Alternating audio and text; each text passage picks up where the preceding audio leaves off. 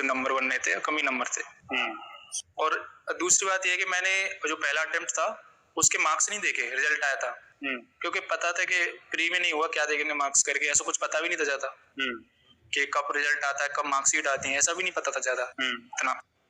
कोई बात नहीं, अब दूसरे में भी फेल हो गए। फिर 2021 में तीसरा अटेम्प्ट दिया,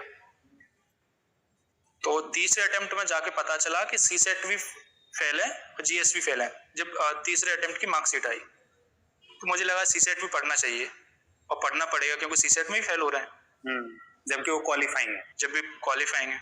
तो फिर लगा कि यार सीसेट भी पढ़ना चाहिए। फिर फोर्थ अटेम्प्ट में खूब मेहनत की, सीसेट की भी की और जीएस की भी की, टेस्ट वेस्ट भी लगाए।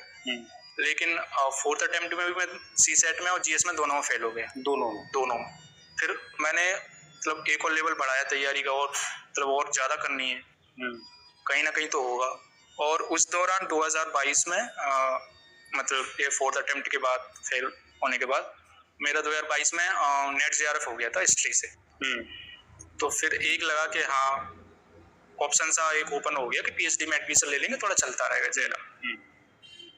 तो फिर 2023 का जो अटेम्प्ट दिया वो खूब मेहनत की, मॉक लगाए, टेस्ट लगाए, सॉल्यूशन पढ़े, क्लास की, सब कुछ किया जो करना था। तो उसमें मैं प्री का पेपर दे के आया था प्रीलिम्स का, तो लग नहीं रहा था कि होगा, मैं आ रहा था तब देख, लेकिन उसमें मिलाया तो ठीक ठाक नंबर बनने थे, उसमें और हो गया। पहली बार प्री हुआ, फिर दोनों में हुआ, सीसेट और जीएस मतलब दोनों ही हो गया। वो जो पहले दोनों ही नहीं हो रहे थे वो दोनों हो गया। ये आपके करते करते 4 अटेम्प्ट हो गए। तो पिछले अटेम्प्ट में आप क्या देखते हैं? तैयारी में कमी थी, रणनीति में कमी थी, कहाँ पर कमी लग रही थी? मुझे लगता है रणनीति भी में भी थोड़ी कमी थी और तैयारी में भी कमी थी। और रणनीति में ये कमी थी कि मैं टेस्ट नहीं लगाता था पहले, इससे पहले ज्यादा, और टेस्ट लगाता भी था तो सॉल्यूशन नहीं पढ़ता था, तो एक बड़ी कमी थी। और सी सेट को मैं बहुत ज्यादा सीरियस नहीं लिया स्टार्टिंग से, तो वो एक कमी थी। तो फिर रणनीति चेंज की, भाई सी सेट को भी प्रॉपर सी सेट के नोट्स बनाए, फिफ्थ अटेम्प्ट में जाके सब समराइज करके सारे जो भी टॉपिक थे सी सेट के वो कवर किए, और बाहर जाके मॉक दिए, जो ओपन मॉक होते हैं सबके, अलग अलग संस्थाओं के सबके मॉक दिए, तो उसमें प्रैक्टिस हो गई, तो सब ठीक ठाक हो। प्रीलिम्स के बाद मेंस की अगर बात करें तो मेंस की तैयारी आपको कैसे इतनी बेहतर हुई कि पहली बार में ही आपने निकाल लिया? सर ये था कि मैं हर बार पीटी फेल करता, तो पहला मेरा ये काम करता, पीटी फेल होने के बाद मैं अपना ऑप्शनल पढ़ता, पूरा इतिहास का जो ऑप्शनल है सब कुछ पढ़ देता एक बार। तो ऐसे मैंने 4 बार ऑप्शनल पढ़ा, हर बार तो वो स्ट्रॉन्ग सा हो गया थोड़ा ऑप्शनल। और फिर ये था कि मेंस में जैसे दृष्टि मेंटरशिप प्रोग्राम था, मेंस वाला दृष्टि मेंटरशिप प्रोग्राम, उसमें स्टार्टिंग में हम ऐसे वो थे 4-5 दोस्त जिन्होंने रोज लिख रहे थे, स्टार्टिंग में कम से कम 15 जो डेली टेस्ट होते हैं सब लिख रहे थे। वहां पे एग्जैक्टली क्या होता है? एग्जैक्टली मेंटरशिप प्रोग्राम में होता है, आपको पहले तो 10 क्वेश्चन लिखवाते हैं टेस्ट में, फिर डेली, फिर 15 करवाते हैं, फिर 20 करवाते हैं, ऐसे आदत डलवाते हैं। भाई 10 में एक छूट रहा है, 9 बन रहे हैं, फिर धीरे धीरे करके 10 बनने लगते हैं, फिर 15 देते हैं, फिर और थोड़ा बढ़ाते हैं। वो ऐसे ऐसे करके स्ट्रेटजी होती है इनकी कि पहले बच्चा 20 में डर जाएगा, अगर 15 अटेम्प्ट किए तो 5 छूट रहे हैं तो फिर वो डर जाएगा, इसलिए वो पहले 10 देते हैं, फिर 15 देते हैं, फिर फुल लेंथ करवाते हैं।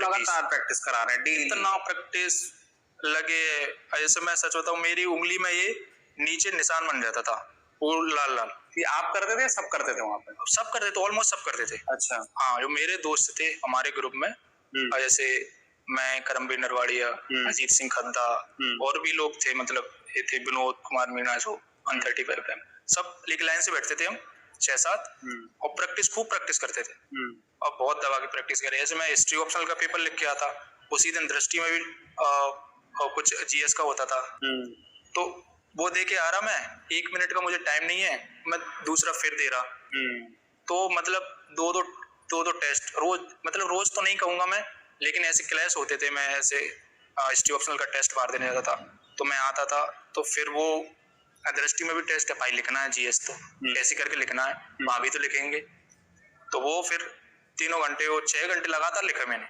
6 घंटे लगातार लिखे, और फिर लास्ट में दृष्टि में भी लिखवाए, जो बिल्कुल ओपन थे, सबके लिए थे, तो यहाँ प्रॉपर सेंटर दिया दृष्टि, मतलब मेंटरशिप प्रोग्राम के बाहर से भी लोग आते थे खूब यहाँ टेस्ट देने, तो यहाँ भी खूब उन्होंने प्रैक्टिस करवाई।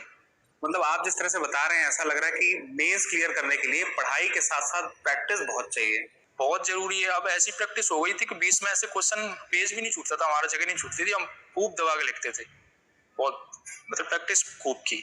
इतना पढ़ रहे हैं लगातार, पहले एक तो फेलियर वाली बात, फिर उसके बाद इतना पढ़ना है, तो तनाव नहीं होता था? तनाव तो मतलब हर फेज में होता है, लेकिन ये था कि तनाव से होगा कुछ नहीं। खुद को तनाव देना मतलब फालतू है, इससे अच्छा मेहनत कर लो। तो फिर जैसे तनाव होता है और मेहनत बढ़ा देते। अच्छा, तनाव हो रहा है तो और मेहनत बढ़ा देते भाई। तो मोटिवेशन कैसे मिल रहा था इतना? मोटिवेशन तो ये था कि कोई अदर ऑप्शन नहीं थे भाई, करना तो यही है। अरे कहाँ जा रहा है जोगी? ताऊ एक नहीं 3 काम के लिए जा रहा था, आपने टोक दिया, बताओ। और क्या, कानूनी एमएसपी लेनी है ताऊ, खाद बीज से जीएसटी हटवानी है और लोन भी माफ कराना है, समझे? ये कराएगा लोन माफ। तेरे वोट से 72,000 करोड़ का कर्जा कांग्रेस ने माफ किया था कि नहीं? ताऊ अपने फोन का बटन दबाना छोड़ और हाथ का बटन दबा।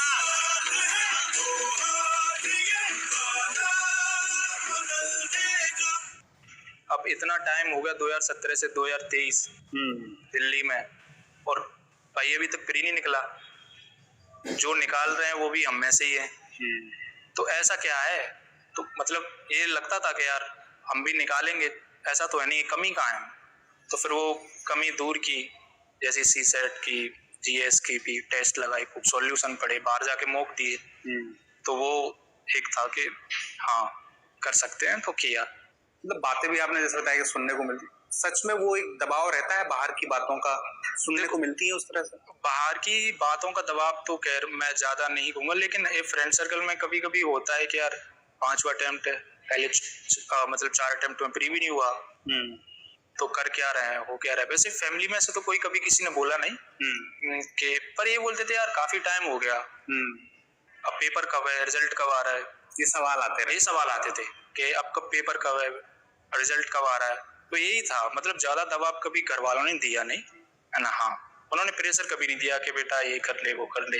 उन्होंने बोले तो जितना हम हैं मतलब तो करता रहे, पढ़ता रहे। फिर उन्हें नेट जेआरएफ निकल गया तो थोड़ी खुशी भी हुई, अच्छा असिस्टेंट प्रोफेसर की लाइन में ऐसा घुस सकता है, तो खुशी हुई उस समय। प्लान भी दिख रहा था।